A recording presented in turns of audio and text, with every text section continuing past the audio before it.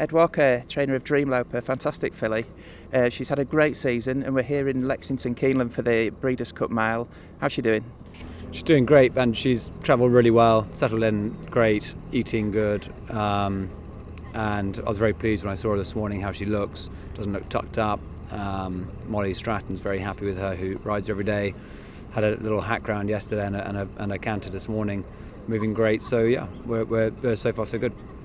Yeah, they've had a dry autumn here and the ground's looking pretty firm. What do you think of that for chances? Yeah, I think that's a big result, really. I was nervous about they can get plenty of rain here at this time of year, and I was nervous about the ground coming up soft. She really does love rattling fast ground, so the faster the better.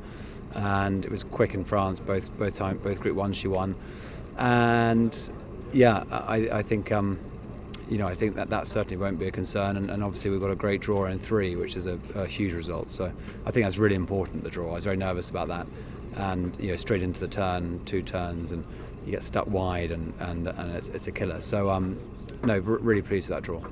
She's a filly who's dropping back in trip. Obviously, when you isolate her form over a mile, it's fantastic. When you look at her race last time.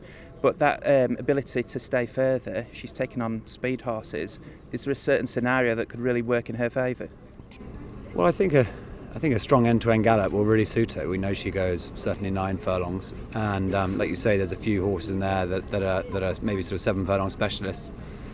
I think we always kind of have in our heads as Europeans coming over here that you can probably stay a little bit further than you might do in Europe, which did tempt us into going to the fillies and mares against her own sex. But I just felt that she was so good in the Moulin over a mile.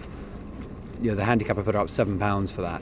It was by far a career best, and why would you change?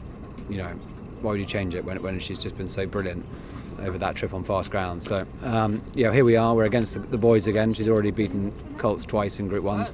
So and Nashua I thought was a very impressive in the Nassau, and I didn't really fancy sort of trying to turn those tables. I thought she was brilliant that day, and we didn't quite get home, so it didn't make any sense really to take her on again over just a fraction shorter. Final question. She was brilliant in the Moulin, but we know it is quite difficult to back up an excellent performance with another one. Just how confident would you be that she's in the sort of shape where she can bring her A game to the table? Well, we've purposely freshened her up. We've given her 2 months from that race. After the Moulin, we had a brief think about the Sun Chariot, but then just thought we'll just keep her fresh and try and produce her bang on for this. So everything's gone well. Her preparation's gone to plan.